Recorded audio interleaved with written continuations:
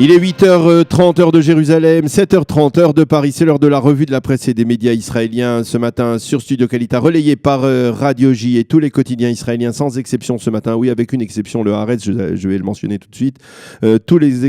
Quasiment tous les quotidiens israéliens mentionnent ce regain de tension attendu aujourd'hui le long de la frontière entre Israël et la bande de Gaza, avec apparemment un ordre de manifestation plus violente de la part du Hamas le long de cette frontière. En effet, alors que le Premier ministre israélien Binyamin Netanyahou avait donné hier son feu vert afin que le Hamas puisse recevoir les fameux 15 millions de dollars mensuels destinés à payer, entre autres, les salaires de ses fonctionnaires dans la bande de Gaza, eh bien, c'est le leader du mouvement terroriste dans Gaza, Yahya Sinwar, qui a opposé son veto à cette distribution.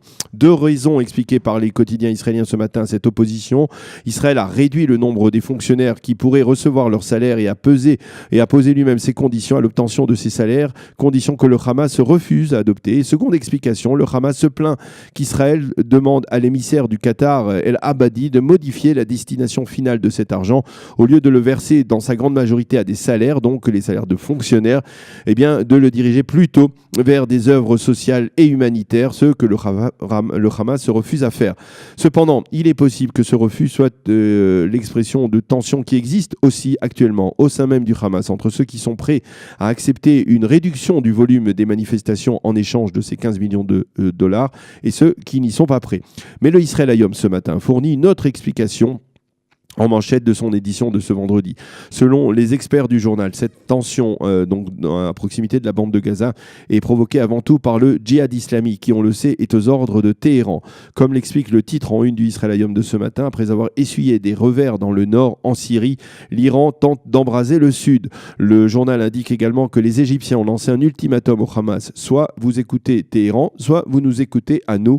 Il faut rappeler que l'Égypte poursuit ses tentatives de médiation afin d'empêcher donc une escalade de la violence dans cette région. Le Yediot Ahronoth, lui aussi, consacre sa une à cette tension, état d'alerte et risque d'escalade de la violence, écrit le journal, titre le journal ce matin en une, le journal qui considère lui aussi que l'Iran est responsable, au moins en grande partie, de ce regain de tension. Le Maariv, ainsi que les autres quotidiens, dit que face à cette incertitude, Tsahal a décidé de déployer des renforts de troupes le long de la frontière, en plus des bataillons de la brigade des parachutistes qui sont déjà sur place, mais ce n'est pas tout. Le Maariv insiste sur le fait que Tsahal a également pris des dispositions afin de ne pas être dépassé par les événements, et donc il a décidé de déployer 2 batteries de missiles antimissiles d'hommes de fer dans le centre du pays, des batteries qui seraient donc apparemment dirigées vers le sud du pays, mais pourraient également être dirigées vers le nord, apparemment uniquement pour l'instant vers le sud du pays, en cas de tir du djihad islamique en direction donc du centre du pays. Il faudra voir si les arrangements conclus en novembre dernier,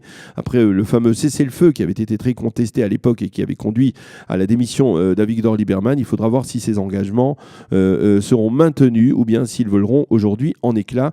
Seul le Haaretz, comme je vous le disais tout à l'heure, ne consacre pas sa manchette à cette tension. Un petit titre seulement à la une du quotidien israélien de l'extrême gauche.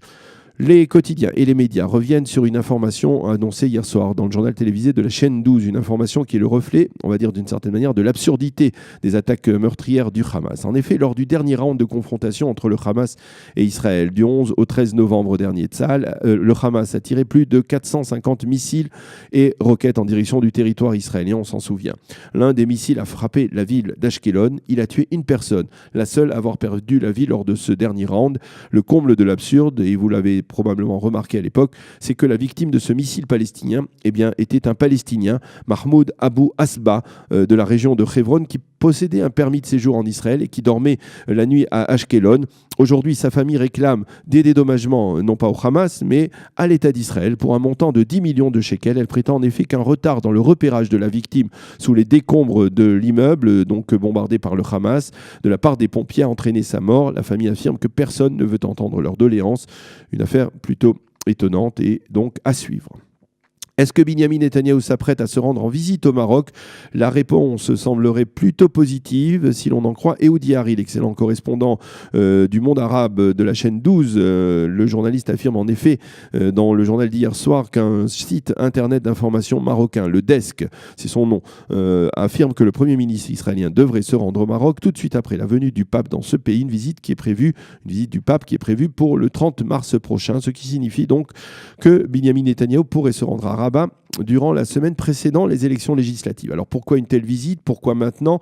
Selon Ehudi Hari, le roi Mohamed VI aurait besoin d'un soutien solide des États-Unis dans le cadre d'une tentative de règlement du conflit dans le Sahara occidental. Et apparemment, ce soutien passe par l'État d'Israël. Côté marocain, on n'a pas réagi à ces informations. Côté israélien, on affirme ne pas vouloir réagir à des informations sur des pays qui n'ont pas de relation avec l'État hébreu. Mais on précise que cette simple réaction ne peut être considérée comme une reconnaissance quelconque de la véracité de l'information d'Ehud Yehar.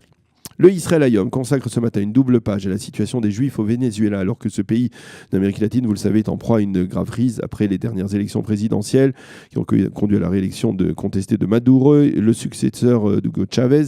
Le mercredi, le leader de l'opposition s'est proclamé président, Guaido, mais Maduro conserve le soutien de l'armée et de la justice, si on peut parler de justice dans ce pays. Le Israël Hayom explique qu'il ne reste que 5 000 Juifs actuellement au Venezuela, alors qu'ils étaient plus de 25 000 il y a une dizaine d'années. Le journal a interrogé le président de la communauté, Elias Paracha, qui a affirmé que la communauté ne prenait pas position dans l'actuelle crise, mais que la situation économique était terrible.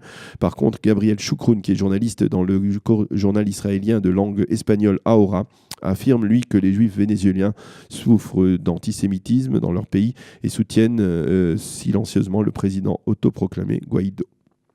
Et nous terminerons cette revue de la presse par un titre intéressant que l'on trouve ce matin dans les pages sportives du Israël Hayom. Plusieurs anciennes stars du football brésilien, telles que Roberto Carlos, Ronaldo, Rivaldo et Bebeto vont se rendre en visite en Israël à la fin du mois de mars pour un match amical avec les anciens footballeurs de l'équipe israélienne. Cette initiative est, comme l'écrit ce matin le Israël Hayom, un mélange de deux passions, le sionisme et le football, pour 3 Olim Hadashim, dont 2 viennent bien évidemment du Brésil. Ces 3 Olim ont fait venir déjà en Israël il y a quelques mois Ronaldinho, une autre gloire placée du football brésilien, qui avait rencontré à l'époque de jeunes footballeurs israéliens. Et cette fois, c'est un match amical pour la paix au Proche-Orient qu'ils organisent le 25 mars prochain au stade Teddy Kollek de Jérusalem. Les 3 Olim ont réussi à mobiliser des sponsors, mais pour l'instant, aucun ministère n'a accepté d'adhérer à ce projet, ce qui, selon eux, n'empêchera pas la tenue de ce match. Lorsque l'on voit le désir sincère de joueurs du talent de Ronaldo, de Bebeto, de Rivaldo, de venir jouer en Israël, eh bien on comprend que pour ces joueurs, l'argent n'est pas le seul moteur, a déclaré Yaakov Koutchenko, qui est l'un des 3 organisateurs avec ses camarades Mauro Ronstein et Jonathan Leibovitch.